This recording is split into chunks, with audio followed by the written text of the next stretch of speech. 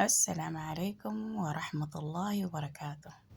اللهم صل وسلم على سيدنا محمد وعلى آله وصحبه أجمعين. الليلة حأعمل معاكم بسكوت اليانسون. تابعوا معايا، البسكوت ده جميل جدا جدا. أول مرة أعمله وطبقته من قناة طبخ ومنوعات. قناة قاوي طبخ ومنوعات، أيوة. قناة مصرية، فمعتمد أنا طبعا وصفاته. فما شاء الله تبارك الله، طبعا المصريين معروف في الوصفات ومعروف نفسهم في الطبيخ وفي الخبائز كلها. فتابعوا معي الوصفة، فكانت جميلة جدا وفعلا طبقتها بحذافيره. تابعوا معي وإن شاء الله حتعجبكم. وقدمتها مع الشاي، فممكن قدميها مع الحليب حسب الرغبة. طبعا ب3 كوبايات دقيق عملت معاي كل الكمية دي. ما شاء الله تبارك الله، كمية كبيرة جدا. وما شاء الله تبارك الله، إذا حابة أنت تعملي فيها إضافات ممكن. فأنا طبقت كل الوصفة بنفس الطريقة، بس ضفت عليها حاجات بسيطة. يلا نتابع مع بعض.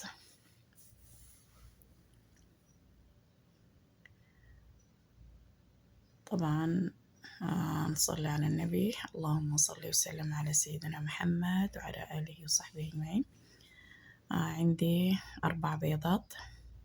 طبعا أنا ماشية على حسب الوصفة، همشي بنفس الطريقة. فأنا قلت يمكن أزيد حاجة أو أنقص حاجة فتقوم تخرب علي الوصفة وكده، فطبقت نفس المقادير. 4 حبات بيض.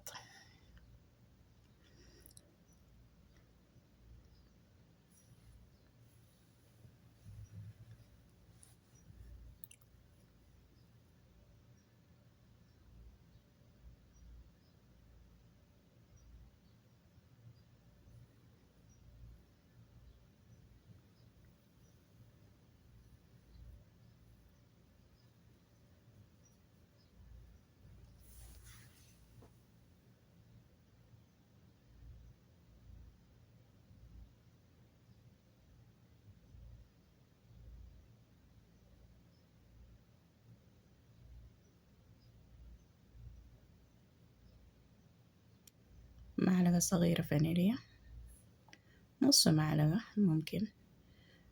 عندي كوب سكر، ونضع السكر فوق البيض ونخلط السكر مع البيض.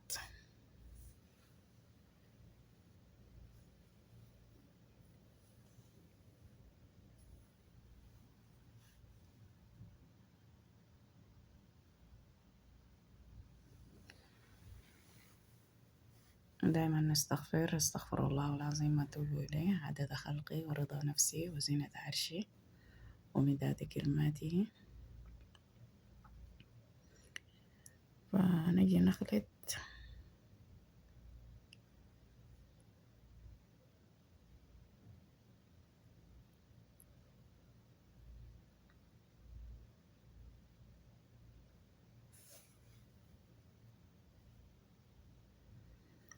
نخلطه جيدا حتى يصير لونه فاتح ويكون قوامه زي الكريمي.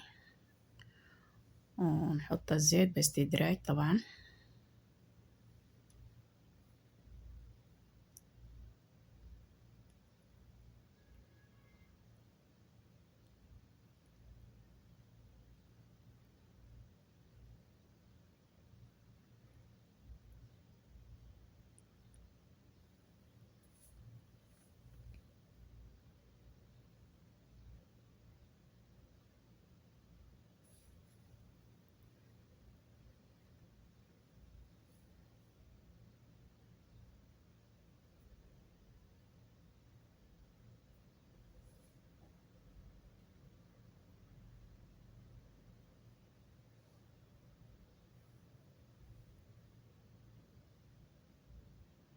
بعد ما ضربنا البيض مع السكر والزيت جيدا، نجي للمكونات الجافة.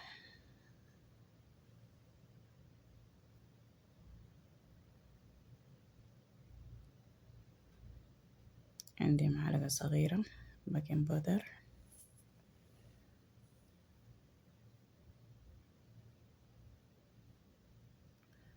واتنين معلقة كبيرة يعني فنجان صغير 2 معلقة كبيرة ينسون.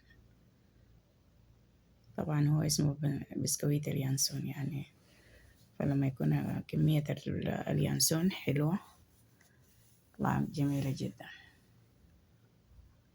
طبعا حمصت شوية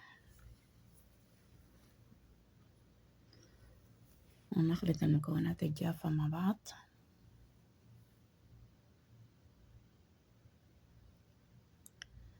طبعا الدقيق منخول ضروري جدا عشان يكون البسكوت خفيف.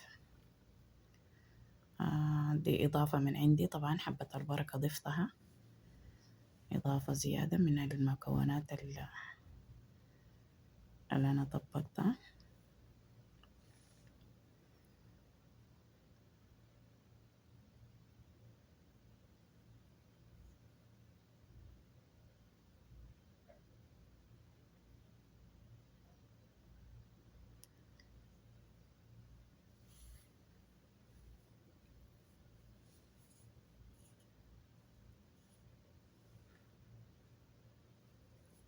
طبعا أنا ضفت السائل على 3 أكواب الدقيق، فطلع دقيقي النوع اللي يشرب السوائل، فعشان كده أنصحكم انتوا فأضعوا السائل أولا وبعدين حطوا على الدقيق،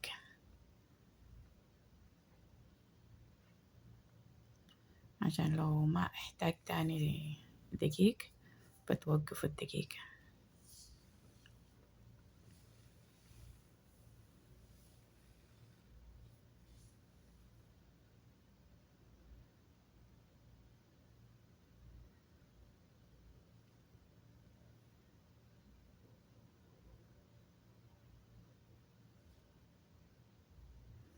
إذا كان نوع الدقيق ما يشرب سوائل 3 أكواب، أما إذا يشرب سوائل ف2 كوب ونص يكفي. ندهن الصينية، عندي ورق زبدة أفرش عليه حتى بعدين يكون سهل في الإخراج.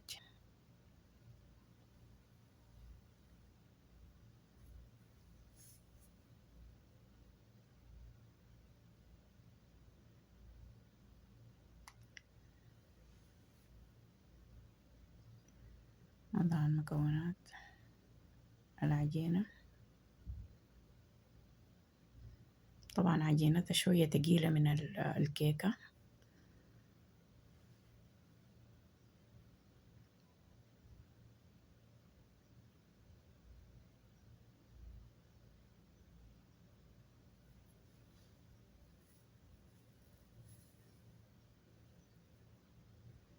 ندخله الفرن درجة حرارة 180 درجة، مسبغ المسخ تكون مسبغ التسخين. طبعا بعد ما طلعت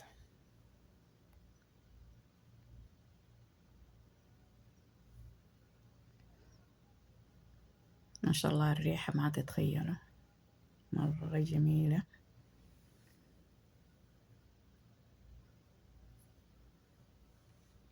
يعني ما شاء الله تبارك الله البيت كله فايح ريحة ينسون.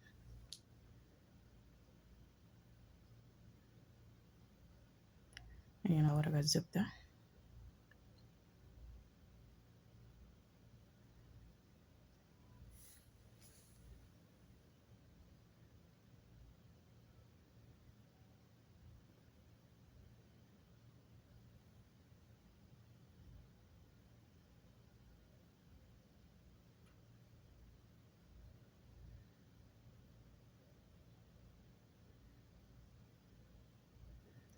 طبعا إذا حبيت تقلل السكر، فدي طبعا كانت أول تجربة لي وحبيت أطبق التجربة بالله حذافيره.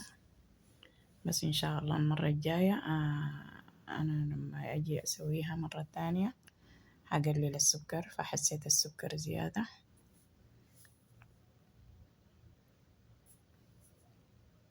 يعني بدل إنه كوب سكر حخليها نص كوب سكر أو ربع كوب.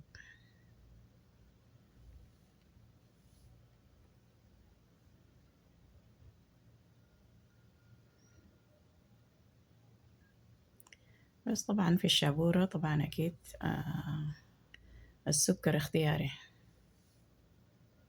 طبعا في محلات بنشتري منها شابورات طبعا ما فيها ولا نقطة سكر.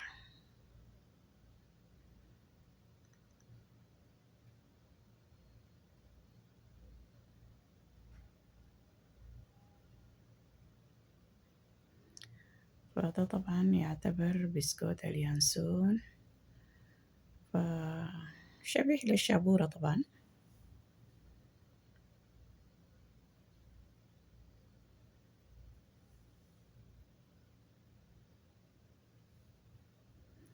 جميل جدا جميل جدا. طبعا بعد ما قطعناه نجي نرصه في الصينية عشان نحمر الجهة العليا.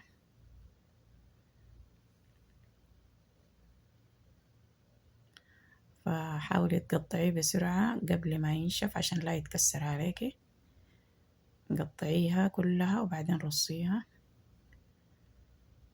ودخلي الفرن، حمريه من الوجه.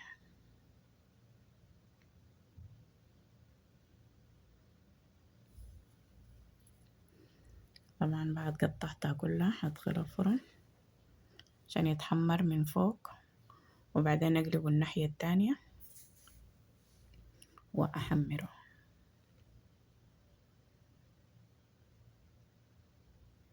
طبعا كمية ما شاء الله كبيرة، طبعا عمل لي صحن تاني. وبعد ما طلع من الفرن تبارك الله الريحة خيال. أجي أقدمه مع الشاي أو الحليب حسب الرغبة.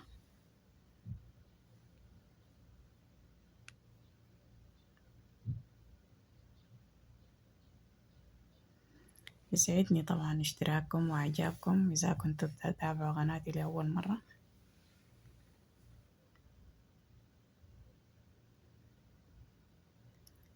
صراحة قرمشة ونعومة، جربوها راح تعجبكم إن شاء الله.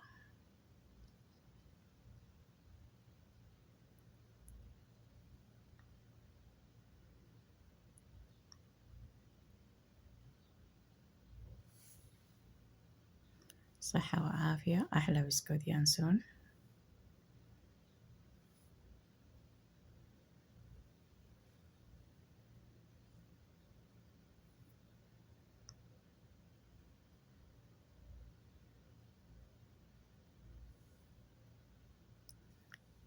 ما شاء الله جمال ورهابة، اعتمدوها يا جماعة.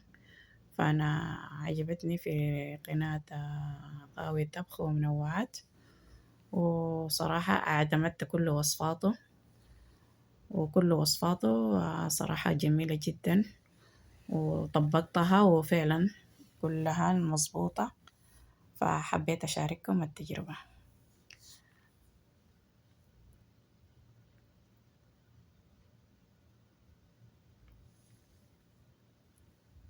شكرا للمتابعة.